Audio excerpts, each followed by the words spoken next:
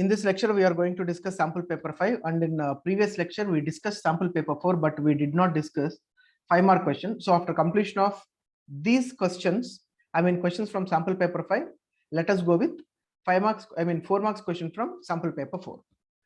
So first question. So there are questions along with answers. So first, observe the table and answer the following questions.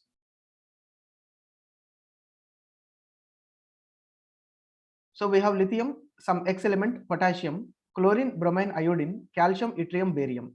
So not yttrium, of course, it is Y, that's fine. So first question, between X and Cl, which of the bond is formed? So if X and Cl both are combining together, what type of bond is formed? Whether it is ionic bond or covalent bond, they are asking. So you see lithium is metal, potassium is metal, so X must be metal. So metals always it will be losing electron.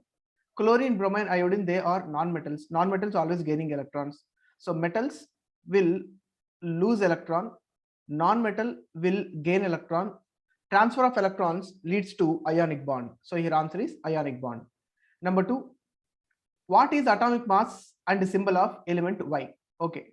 Now they are asking to find atomic mass and symbol of Y. Now we see we have lithium with mass 7, some X, we don't know mass. Let us keep it as X, and potassium with mass 39 according to Dauber triad. So while coming to the triad, mass of first element and mass of third element, if you add and if you take average of these two, so 7 plus 39, 7, 7, 14, 15, 16, 46 by 2, 2 ones, 2 twos, 2 threes. So mass of this X is equal to 23, right? So if mass is 23, what is that element? So easily we can analyze that one is sodium. Sodium atomic number is 11, mass number is 23. Why? Because it has 11 electrons, 11 protons and 12 neutrons. Mass number we know always it is sum of protons and neutrons. 11 plus 12, that is equal to 23 units. So that is the answer. Now if you see answer, how to write and what to write. According to Dauber triad, this and all, we don't want this. So mass they are asking. So here the bond, whatever you write, answer is ionic bond, that you have to underline. Next, we will come into second one, mass. Oh, what did they ask? Mass of Y, na? Okay, fine. We find for X. If they ask X, you can go with sodium. Now they're asking Y, na? So same thing you can repeat. Calcium with 40. So 40 plus barium 137 divided by 2. So 137. Next, we are coming to 40. 7. 4, 5, 6, 7, 177. That's it, no? 177 by 2. 177 by 2. 2 7s 14, 2 8 16, 1 2 8 16.10, 88.5. So mass of this Y is 88.5. So they are asking about the symbol of Y. So it is Dauber triad. Definitely you have to read. In textbook it is given in a pink color box. So calcium, here barium is there, and middle one is this strontium. You have to remember those triads. Next, while coming to second question. Questions are based on the table given below. Study this table related to the answer the following questions. Right. So we have PQRST elements with atomic number 11, 17, 6, 19, 15. Now, which of the given element can be cut with knife? In 8th class, we have discussed. Your teachers might have taught you, like we have metals like lithium, sodium, potassium. These are the metals easily can be cut with a knife, and they are stored in kerosene, not in water, because easily it can catch fire. So sodium is the element, sodium, lithium, potassium, if you have that. So lithium atomic number is 3, sodium atomic number is 11, potassium atomic number is 19, right? Argon, potassium. Now, which of the given element can be cut with knife? So you can take this atomic number 11, this can be cut with knife. Atomic number 19, that also can be cut with knife. So answer is P and S. So here of course they did not ask you which elements. So you can write P or S, you can write, or P and S, no worries. In the given table, which type of bond is formed between Q and P? You see this Q. Q atomic number is 17. 17 means we know it is chlorine. Chlorine is non-metal. And while coming to P, P if you ask, this is 11. 11 is nothing but it is sodium, which is metal. Bond formed between metal and non-metal is ionic bond, of course. Answer is ionic bond. Now, if you see the answer here, P, sodium, can be cut with knife. You can write either P, sodium, or this is 19, potassium also. Okay. Next, B1, this is sodium, this is chlorine. Answer is ionic compound or ionic bond is formed. Like that you have to write the answer.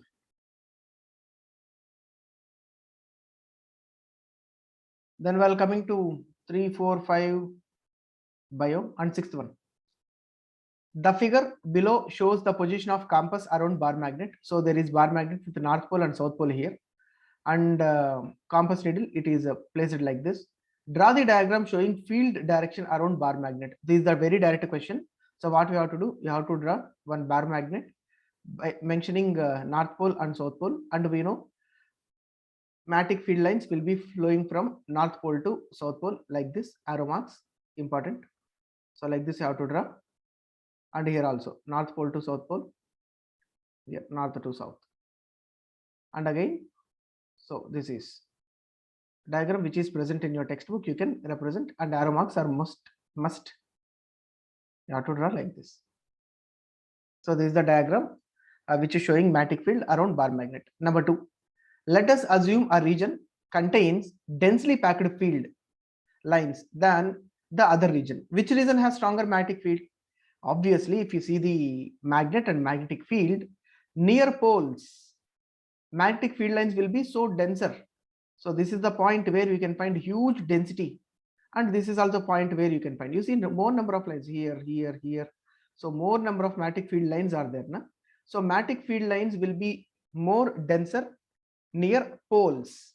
And if they ask where there will be weak, stronger magnetic field, near poles. Where we can find weak? At the middle here.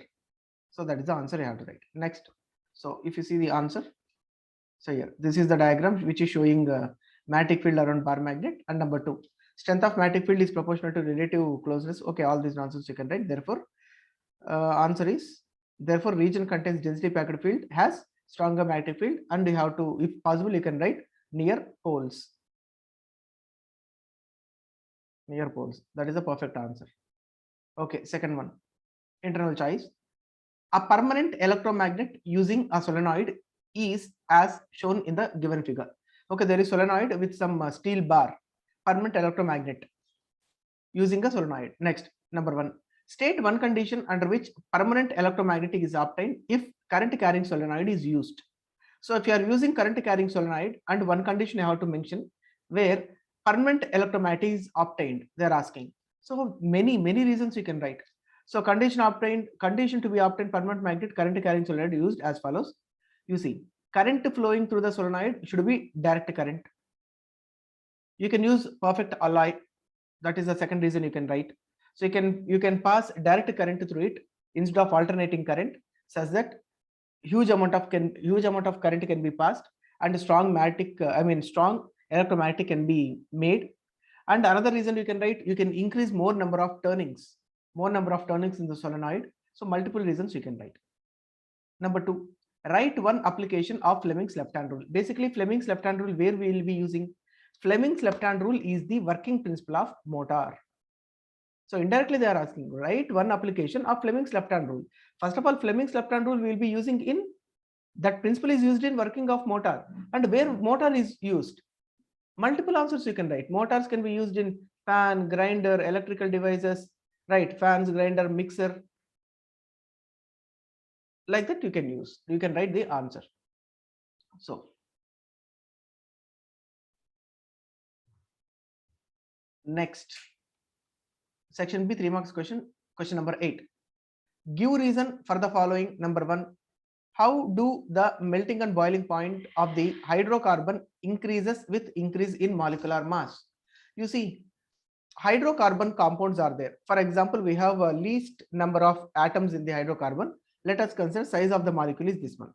And when you are increasing number of hydrogens and carbons, molecular size will increase. Let us consider the compound size is this.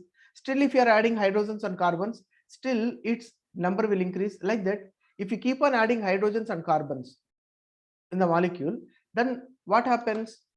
Size of the molecule increases. When size of the molecule is increasing, mass of molecule also increases. Now you see, for the small molecule, you can give less amount of temperature, but if you want to boil, if you want to melt this second one, you have to give somewhat huge temperature because size is increased. When size is increased, mass also will increase.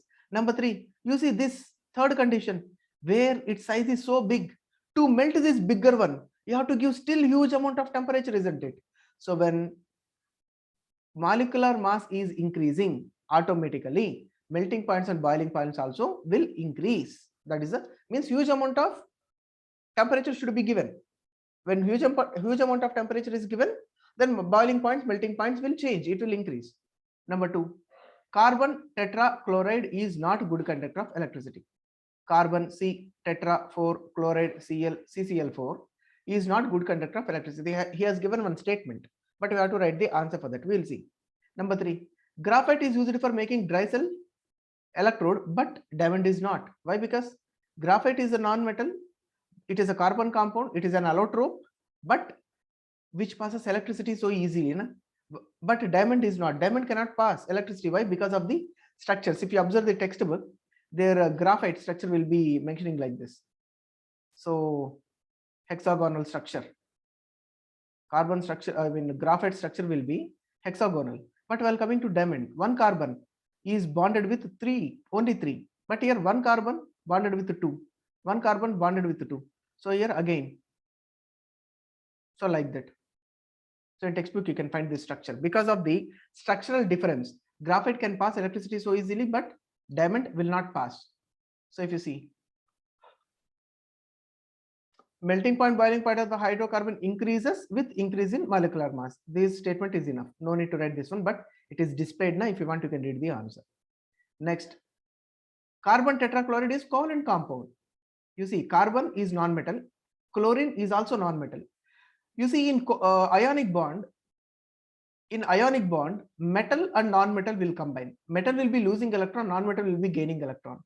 And metal-metal combination is not possible because one metal will lose electron, another metal cannot gain electron. This metal also should lose electron.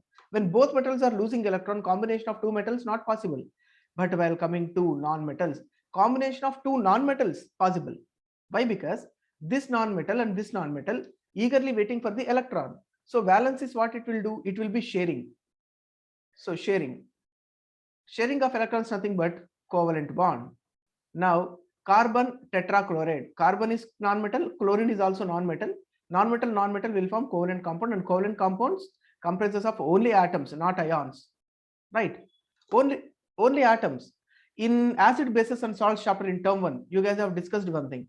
You see, if you take distilled water, electricity will not be passed.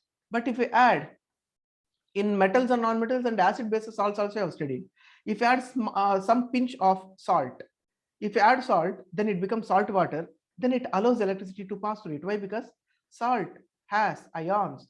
Ions are responsible for transfer of electricity.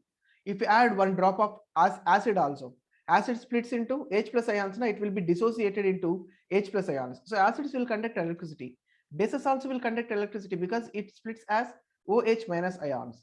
So due to absence of ions, generally covalent compounds are bad conductors of electricity. So CCl4 will not pass electricity. And third one, graphite is good conductor of electricity due to presence of free electrons at the same time structure. And it is used for making of dry cells electrodes, while free electrons are not present in diamond. So free electrons, ions are responsible for passage of electricity. So these are the concepts you have to learn, and however you want, you can present it. Name the element with atomic number 15. So atomic number 15, sulfur, chlorine, argon. Now if you see sulfur, it is 16, this is 17, this is 18. Now sodium, magnesium, aluminum, silicon, phosphorus, sulfur, chlorine, argon. Phosphorus is 15. So atomic number 15 element is phosphorus. What is the group number of this element? Okay, group number they are asking. So argon is 18th group, chlorine is 17th group, sulfur is 16th group, phosphorus is 15th group. Answer is 15th group element. What is electronic configuration of element? So for 15, electronic configuration, how to write? 1s2, 2s2, 2p6, 3s2, 3p, you see 2, 2, 4, 6, 10, 12, 13, 14, 15. Like this you can write, or you can write it as 2, 8, 5. That is also correct. 2 plus 8, 10, 10 plus 5, 15. And explain the variation of following trends in modern periodic table, and going from left to right across the period. We have to move from left to right. Atomic size. Atomic size, gradually it decreases because left hand side, less number of protons, less nuclear charge. Moving forward, proton count is increased, nuclear charge is increased. Again moving forward, proton count increases, nuclear charge further increases, further pull, all electrons will be pulled towards nucleus, and again. So like that, if you are moving from left to right, atomic size definitely it will decrease by because of increasing in. So you see, explain the variation, so that we have to explain. If you are moving from left to right, proton counts increased. When proton count is increasing, nuclear charge will increase. When nuclear charge is increasing, pull towards the nucleus will increase. When electrons are pulled, automatically orbits will shrink, so it decreases. Next, electro negativity. Electro negativity means non-metallic character. So towards left hand side we have metals, middle we have middle in the sense towards the end we have metalloids, at last we have non-metals. So non-metallic character is increasing. Here atomic size decreases. Metallic character, slowly it is becoming non-metals na. Metal is becoming metalloid, metalloid is becoming non-metal, so slowly it is becoming non-metal. So metallic character is decreased if you are moving from left to right. Like that you need to answer. So if you see the answer, yeah, P, that is phosphorus and electronic configuration 2, 8, 5 belongs to third. Okay, they have asked period na. If it is group, you can write it as a 15th group. What is the group number? Yeah, answer is group number only. Oh yeah, answer is 15th group. If they ask period, you can write third period. Next, P belong, okay, third one, it's electronic configuration 2, 8, 5. That's fine. Next, on moving from left to right, atomic size decreases. Metallic character, no, it should be non-metallic character. Here metallic character decreases, non-metallic character increases. These are the three answers you have to write.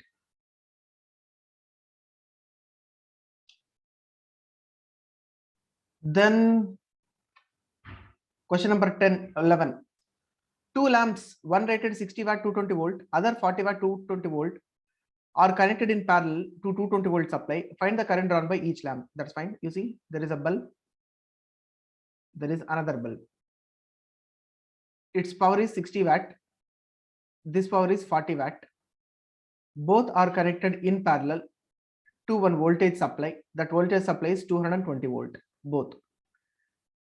What they are asking to find current drawn by each lamp. Now you see, from here, of course, current is passed. When it is entering into the junction, I1 current is passed through first bulb, I2 current is passed through second bulb. Now our duty is to find I1 as well as I2. Now to find I1, I2, what are the concepts we have? You see, to find I value, you can use either V is equal to IR. Okay, we have V value 220 volt. I value we can find, R value we don't have, and we have to find resistance. So why? We can use another formula, that is, you see, we know P is equal to V into I. If you substitute V is equal to IR, it becomes P is equal to I square R. If you substitute I is equal to V by I, it becomes P is equal to V square by R square. R gets cancelled. At last we'll get P is equal to V square by R. Here also we need resistance, and this also cannot be used. Then what we can use? We can use another formula, this one, P is equal to V into I. And if you see this one, if you want to find I is equal to, send that V that side, it becomes P by V. Now we can use that formula. I1 is equal to P1 by V1, because first bulb, and I2 is equal to P2 by V2. P1 value is 60 upon V1 value is 220. P2 value is second bulb 40 by V2 value is 220. Now 60 by 220, 40 by 220. Let us use some calculator and we'll do that.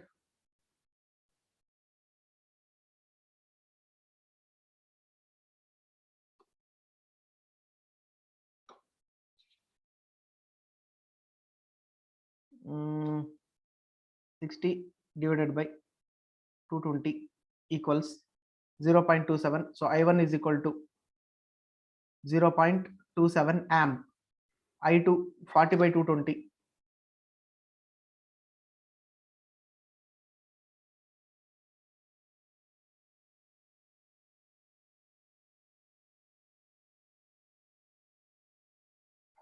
0.18. So I2 is equal to 0.18 amp. So in examinations, you cannot get any calculators now, so that you have to do it. But I cannot waste time to solve this one. So 11th first one. Yes, we got 0.27 amp, 0.18 amp. Next one. You see a metallic wire of length 4 meter. So L is given data, L is equal to 4 meter. This is an example question from the textbook that you can solve it. Then has resistance 40 ohm, R value is equal to 40 ohm at room temperature 25 degrees Celsius. No need to do anything with that. If diameter of the wire D is equal to 0.2 millimeter, then what will be the resistivity? We know formula R is equal to rho L by A. We have to find rho value. Rho is equal to A. If you send that side, it becomes R into A. L, if you send that side, it becomes by L. Now, so in textbook concept, your teachers might have taught you how to convert that millimeter to meter. So D is equal to 0.2 millimeter. If you want to convert to meter, it becomes 0.2 upon 10 to the power of 3. So it becomes 0.2 multiplied with 10 to the power of minus 3 meter. This is diameter. But we need, now you see A for area. Na? So area of the circle is equal to pi r square. So r is nothing but half of diameter d by 2. So r value will be like 0.2 into 10 to the power of minus 3 upon 3, upon 2, right? So solvation, if you see here, so length is 4 meter, resistance 40 ohm, temperature leave it, diameter D is equal to 0.2 millimeter. You can convert as 0.2 into the power of minus 3, and we know area of circle formula, that is pi r square, and we know r is nothing but diameter by 2. So it becomes A is equal to pi d square by 4, isn't it? Because 2 square, d square is d square, 2 square 4.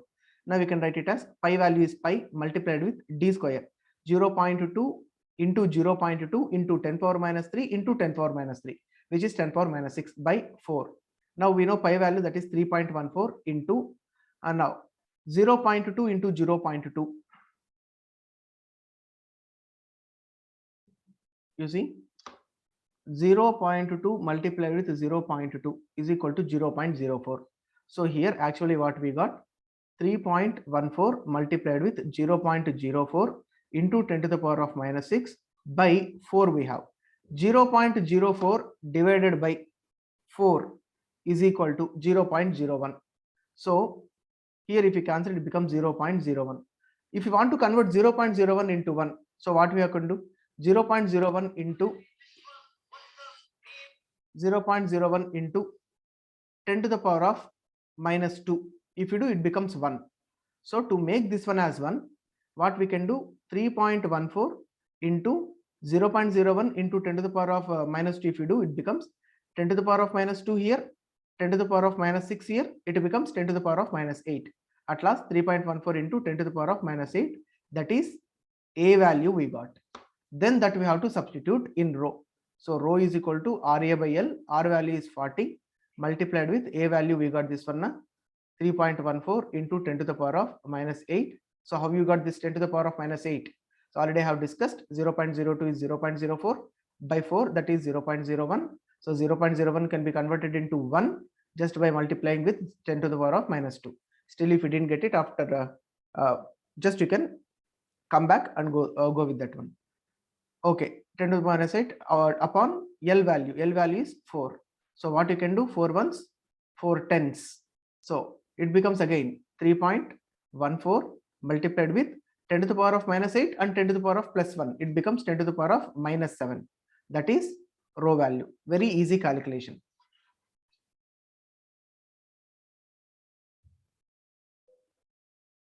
Now 12th question, B1, B2, B3 are three identical bulbs connected as shown in the figure. Ammeters A1, A2, A3 are connected as shown in the figure. Okay, we have bulb B1, A1 here, B2 here, A2 here, B3 here, A3 here, and total voltage from the source is 4.5 key, and another ammeter which is connected to the circuit, not for the components. Next questions what they are asking. When all the bulbs glow, then the current 3 amp recorded by ammeter A. So this ammeter, how much current is recorded, they are saying it is 3 amp. Next, number 1, what happens to the glow of other two bulbs when bulb B1 get fused? You see, if bulb B1 gets fused, what happens to bulb B2 and B3? They are asking. Nothing will happen. It will be glowing with the same intensity and it will never stop glowing. Both bulbs will work with the same intensity if resistance of all three bulbs are same. If B1, B2, B3 resistance are same, if one bulb is fused off, remaining two bulbs will glow. No worries with that. Next, how much power is dissipated in the circuit when all three bulbs glow together? So if all three bulbs glow together, how much power? So they are asking to find P value. Now you see. Okay, so all three bulbs are having equal resistance. Now resistance of combination of three bulbs in parallel. First of all, if you find resistance, total resistance R is equal to V by I. So we know formula V is equal to IR. From this you can find resistance of the system. Three bulbs are connected. R is equal to V by I. Total voltage from the circuit is 4.5, which is already given in the question. This is 4.5. So that is 4.5 by I value. What is I value? That is, they said 3 amp is shown.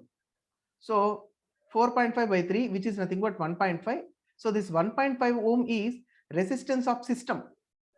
Don't get confused. This is not resistance of one bulb. This is resistance of entire system, because three bulbs are connected here.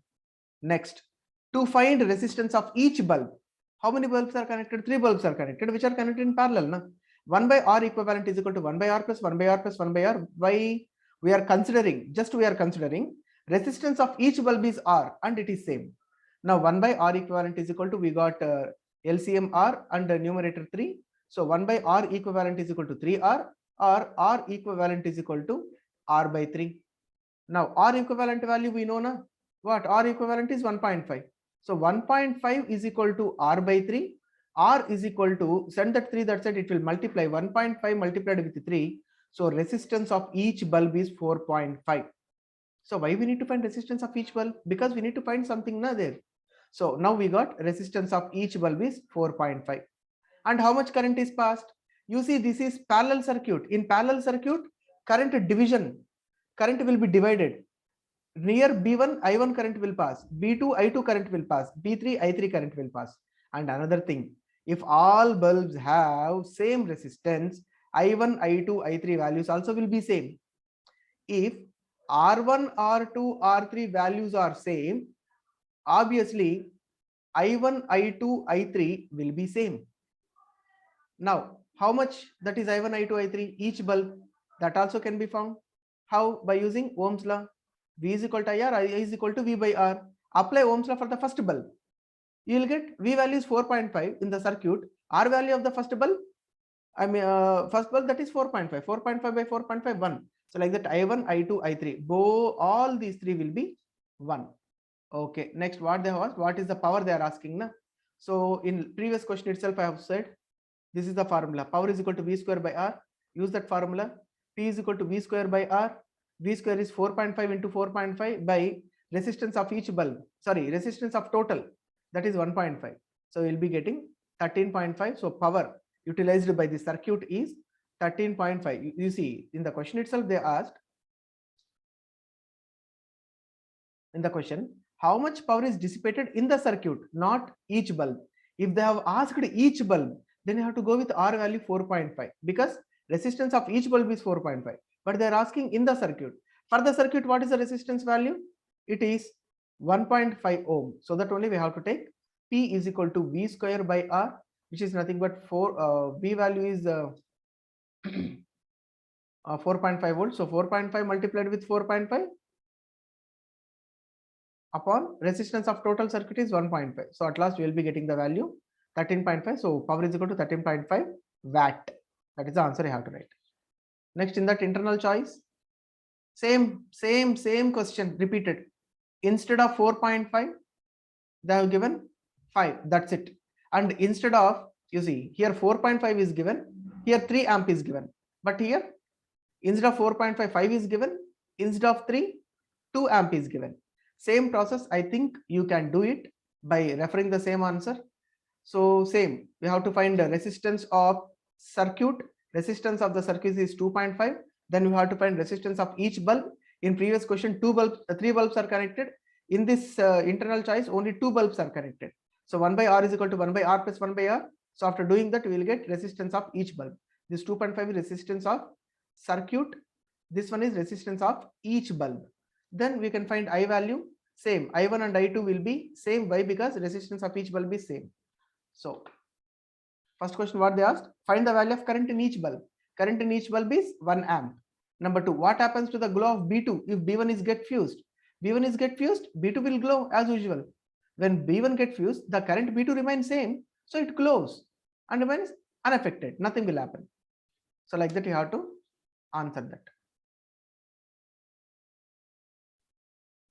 Then last 15th question. Okay, student decided to know effect of each length. Okay, by seeing the diagram itself, we can tell it is very direct question from the textbook. Here they are talking about the factors affecting resistance. So resistance directly proportional to length means when length increases, resistance increases.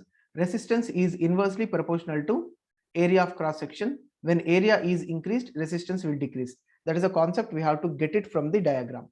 And okay, he noticed that ammeter reading increases when thickness of, okay, this and all information, no need, leave it. First let us see the question. What happens to the resistance when the length of wire is halved? We know resistance is directly proportional to length. They are asking when length of wire is halved. So if L is becoming L by 2, obviously R becomes R by 2.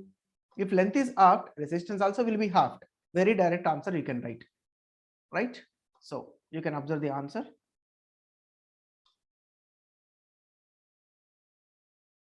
We know R is directly proportional to L. When length is half, resistance also decreases by 2 factors. Half in the sense by 2 only. When L is decreasing by 2 factors, R also decreases by 2 factors. Next, what is the resistance of wire? Length 15 centimeter. So they are asking resistance R value is equal to question mark. If length is 15 centimeter, guys, you see, centimeter you have to convert to meter. Just keep this thing in your mind. Area of cross section is 0.02 meter square. Okay, no need to convert any unit because area unit is meter square only. And resistivity 1.2 multiplied with 10 to the power of 3 ohm meter. Here also no need to change any SI unit.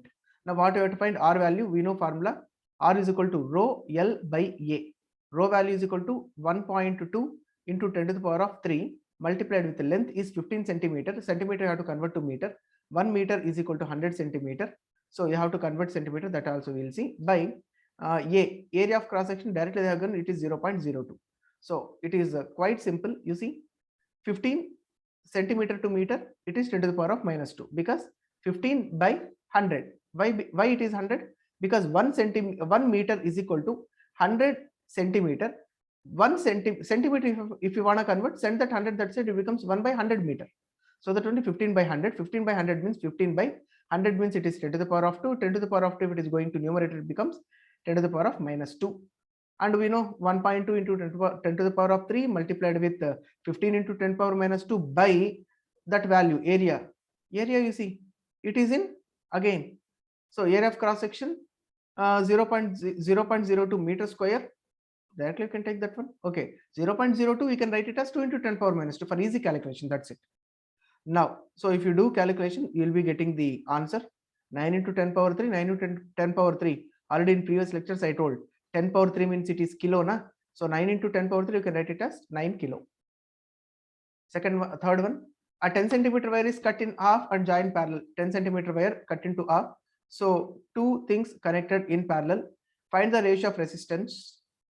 So when it is halved, automatically, this is very direct question from the textbook, it is 12.6, I guess. So it becomes 1 by 4. Resistance becomes 4 times less.